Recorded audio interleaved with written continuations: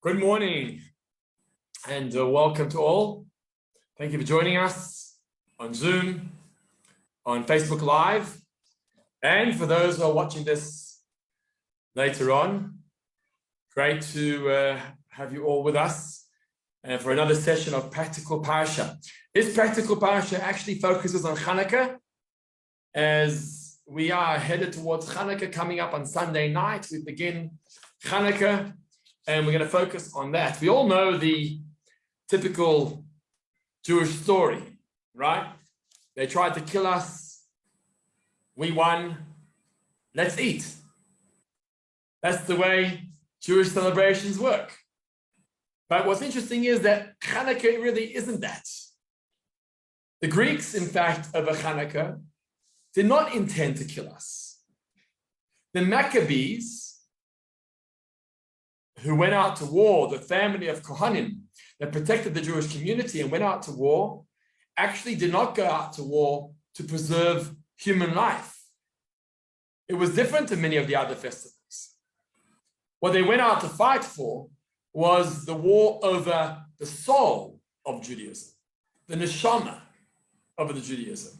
And that's going to be today's class, titled, Have the Winners Been Declared? Is a question about the war of Chanukah, the fight of Chanukah, and the state of Israel, the state of the Jewish people, during the war and during the Greek reign, as well as post the war, and the celebration of Chanukah. And what exactly is the celebration, and have the winners, in fact, been declared? That's the question. So let's start with the Talmud. The Talmud, the Gemara, in Tractate Shabbat, which is a source of the Talmud of Chanukah, asks the famous question, what is Chanukah? What are we celebrating over Chanukah? And it tells over the story, and let me quote from the Talmud. When the Greeks entered the sanctuary, they defiled all the oils that were in the sanctuary. When the Hasmoneans, or the Hasmonean monarchy, overcame them, they searched and they found only one cruse of oil, with the seal of the high priest intact. There was only sufficient oil there to light the menorah for one day. Yet a miracle occurred, and the menorah remained lit for 8 days. Says the Talmud, the next year, that means 1 year later, the sages instituted these days as a holiday, with the recitation of Hallel and special thanksgiving to God. What exactly did they set up? So Rashi tells us, what was the institution? What did they institute? What was the holiday of Chanukah planned to be? What did the rabbis want Chanukah to be? So Rashi clarifies this point, and Rashi says that they did not prohibit work on the holiday. It wasn't a holiday like a Yom Tov, like we know of, where we shut down work and you can't work, but rather the way we celebrate Chanukah is by singing Hallel, by saying Al Hanissim, the paragraph of Al Hanissim, by giving thanksgiving to God. That's the way, and obviously lighting the Chanukah candles. That's the way we celebrate the Yom Tov. Now, remember, the festivals of the Torah, like Pesach, Shavuot, and Sukkot, for example, the Torah gave us those festivals. And they told us, you must observe these Yom Tovs, But there's a different type of Yom Tov called Rabbinic Yom Tov, Rabbinic Chagim, which are not Yom Tovs min HaTorah. They're not biblical festivals, but rather they're rabbinical festivals, midrabanan. The two famous, well-known festivals of rabbinic origin are Chanukah and Purim. Purim was in the years of exile, while the Jewish community was living in Persia. Between the first temple and the second temple, there was a 70-year gap. And that's where we were under the reign and the watch of the Persians led by Achashverosh. And the story of Chanukah takes place during the second temple. Later on, about 100 years approximately before the end of the second temple, under the Greek reign of Israel, we also have another celebration. But when we look at these two rabbinic laws, we actually find a difference between Chanukah and Purim. Okay? What is Chanukah? What is Purim? So Purim, it says like this. When at Purim, they defeated the Persians, and that happened around the Chag, around Adar. They fought war against the Persians because Achashverosh let them fight the war against the Persians in order to protect themselves. And what does it say? On that day, they made it a day of Yom Mishteh V'Simcha. They made it a time of celebration and festivities. Yom Tov was declared, Purim was declared to celebrate the victory of the Jewish community over the Persian army. And that was obviously facilitated and permitted by Achashverosh, the king at the time. But Chanukah, it says different. Chanukah says the miracle was won, the war was won, they lit the menorah as we just described in the Talmud. But listen to the terminology. When did they make the Yom Tov? Not immediately. They did not celebrate the Chanukah festival immediately. There was a difference. They waited. And the Talmud says, L'shana acheret, in a different year, in another year, they made the celebration of Chanukah in place. Why was that? Why is it that the festival of Purim was declared immediately as a Yom Tov, as a celebration, but the festival of Chanukah, on the other hand, L'shana acheret, they had to wait 1 year before they instituted the festival of Chanukah. So there's a major discussion and debate about this. And there's a practical, apologies, 1 second.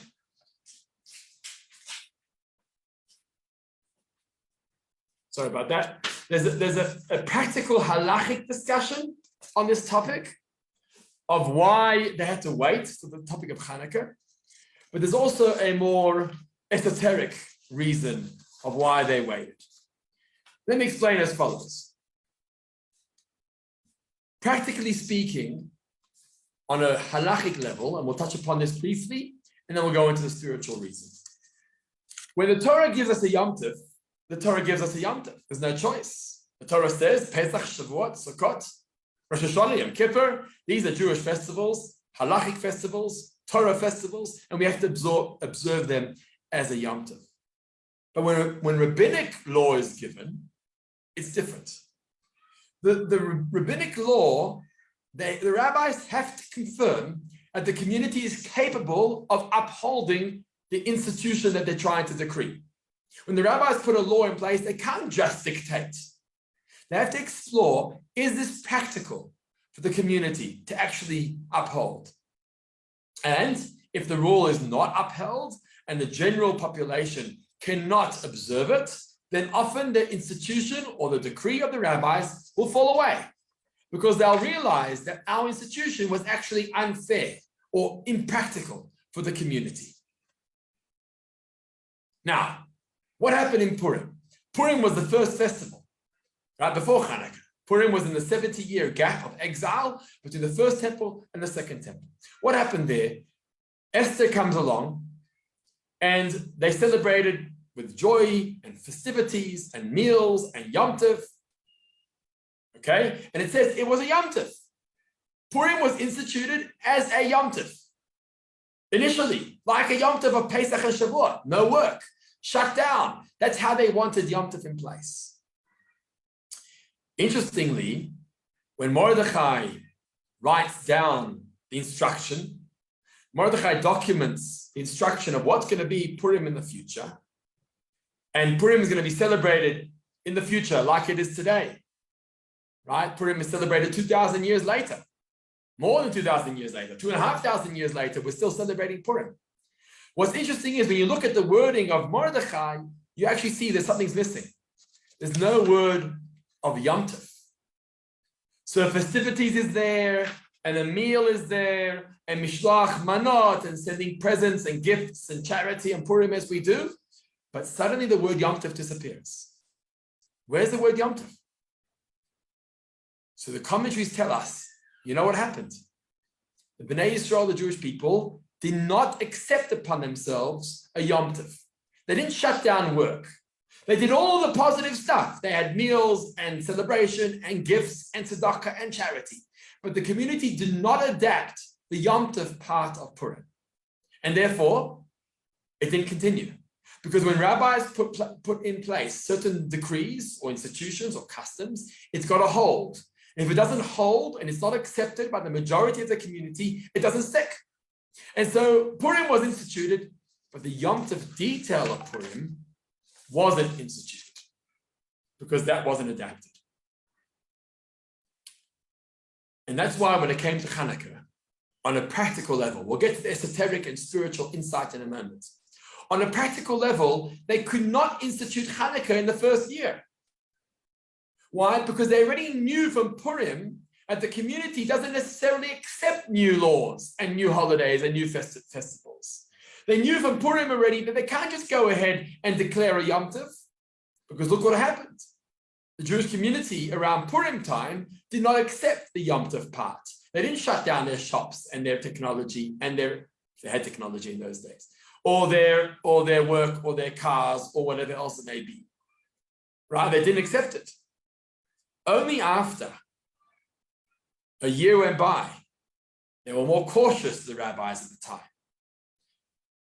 Following engagement with the community, did they now understand that Chanukah can be adapted as a holiday, not as a Yom Tov where we shut down from work, but rather as a festival to celebrate. And that's why there was a delay in the institution of Chanukah, because they had already learned their lesson from Purim that you can't just dictate a festival and expect the community to go along with it. You've got to make sure that you have the community, you got buy-in. Isn't that the philosophy of today's world, of transformation, of innovation? You got to get buy-in. You can't expect to transform your business if you got no buy-in from your staff, from your team. You got to get buy-in. So too, the rabbis need to get buy-in from the community in order to adapt a new festival. That's why they waited with Chanukah. Because Purim, they were very quick to act. And it didn't stick. It wasn't upheld. So for Chanukah, they waited. That's the practical halachic insight as to why we waited for Chanukah an entire year before the festival of Chanukah was declared. But let me share with you another very powerful, more esoteric, more spiritual insight into why the difference between the Purim and the Chanukah. You see, there was a massive difference, and this is what I started with, between Purim and Chanukah. Purim, they were out to kill us. We won, and therefore what happened? War, they went to kill us, we won, and what happened? A meal, a Yom Tov was declared. Right? They wanted to kill us, we won, and so we eat. That's the Yom Tov of Purim. But the Yom Tov of Chanukah is different. The celebration over the Greeks is different. They didn't have in mind to kill us. They weren't out to annihilate us. What bothered them was our spiritual identity, our Torah identity. Whatever mitzvahs were linked to the spiritual connection that we have to our Creator, that's what bothered the Greeks. So, for example, Brit Milah, circumcision. Why must you circumcise?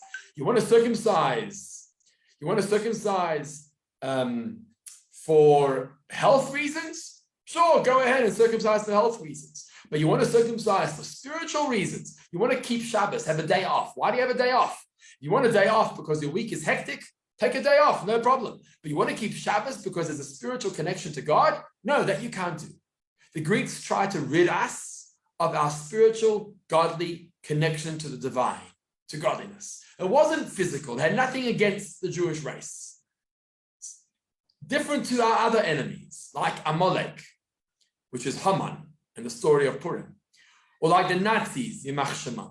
Their goal was to annihilate the Jewish race, because just having us in the world was seen as contamination. Having us alive was contamination, and therefore it's their job to rid us and to clean us from the face of the earth. There wasn't the Hellenists. The Hellenists at the time, the Greeks at the time, well, the assimilated, Hellenist is a term for assimilated Jews, but it was the mentality of the time, led by the Greeks, wasn't that. And therefore what happened? Their style was that they set up in Yerushalayim, they set up in Jerusalem gymnasiums and stadiums, right, to promote the Roman, the Greek, Syrian culture, That was the style. They stopped circumcising their children because circumcision had no place.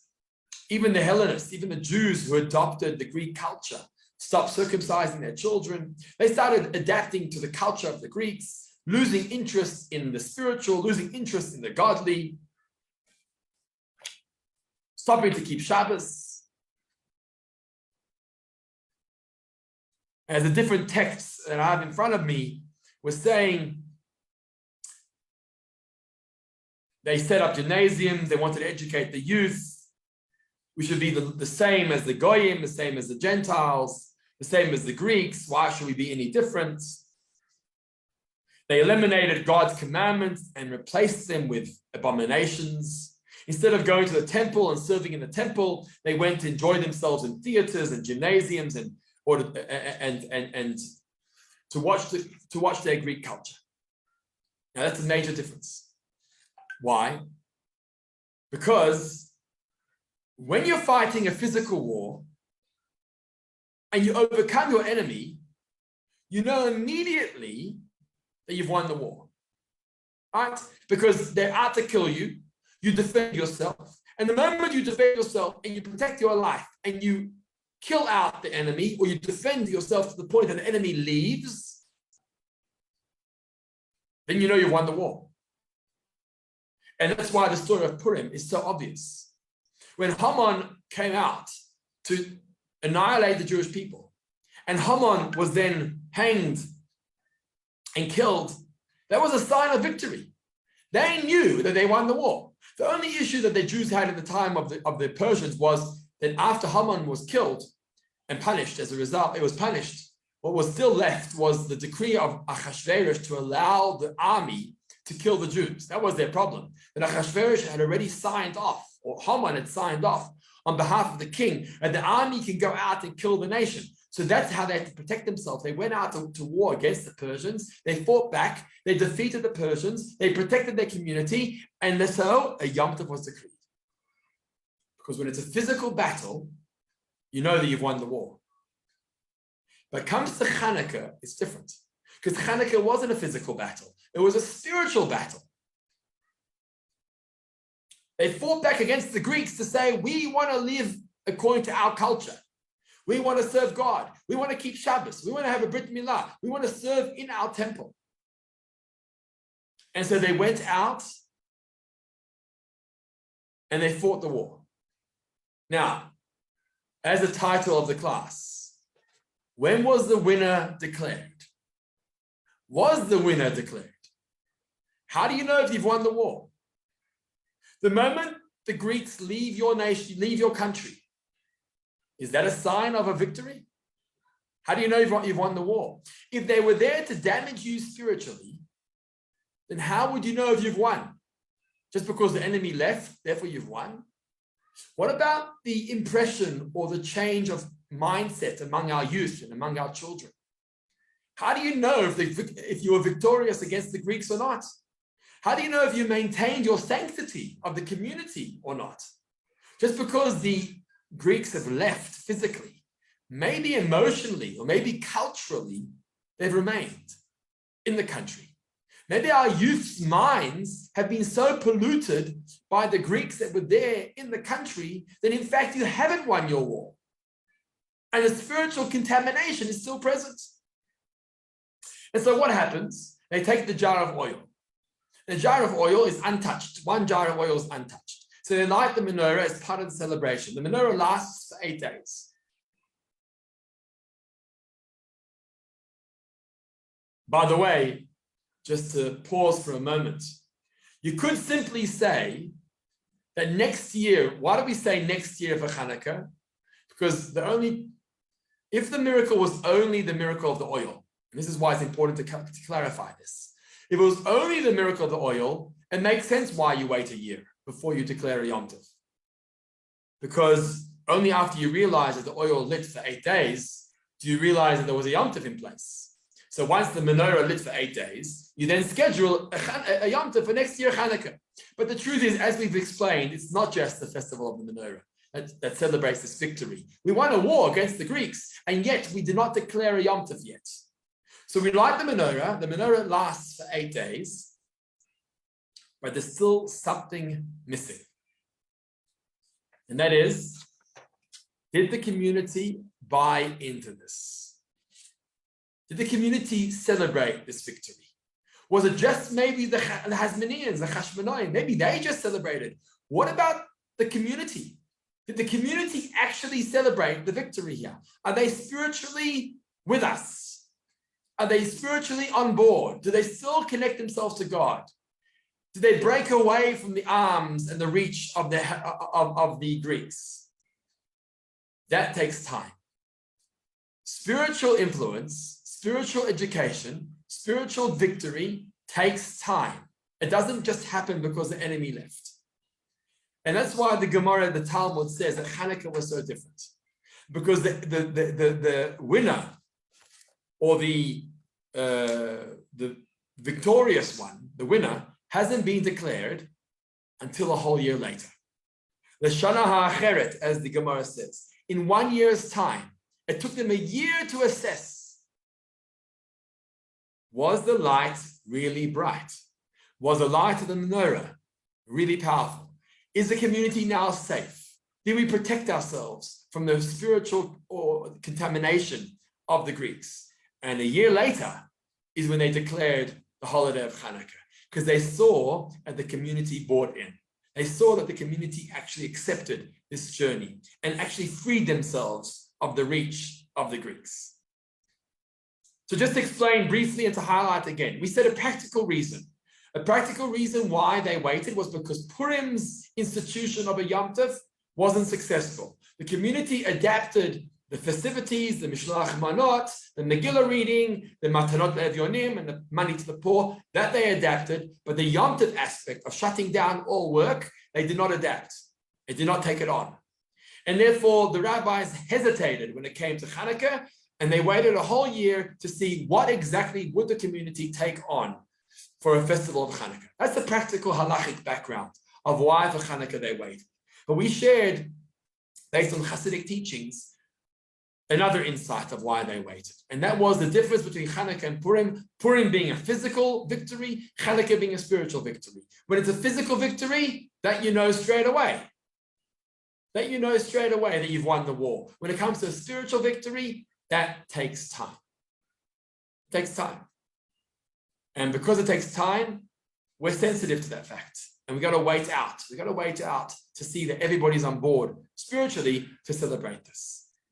There's a takeaway here, an important message, which says that I may be connected spiritually. I may be connected to God. I may be switched on, me and my family. But I'm not ready yet to celebrate until I know that my neighbor is switched on too.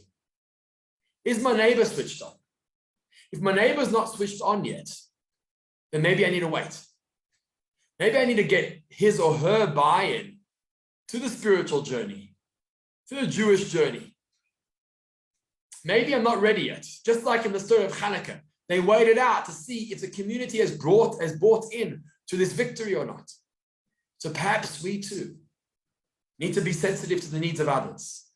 And just because I'm switched on, if my cousin or my brother or my children or my parents are not yet switched on, I need to be sensitive to that.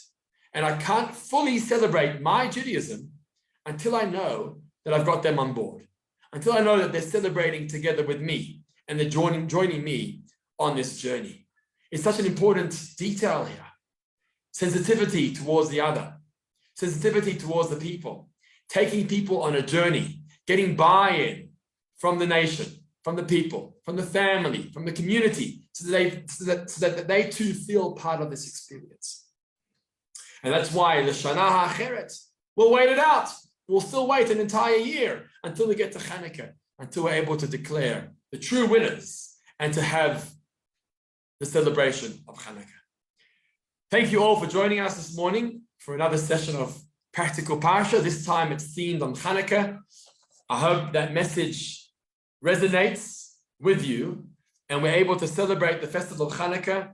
Obviously, our physical celebration of good health, please God, and blessings for us and our families, but also a spiritual celebration.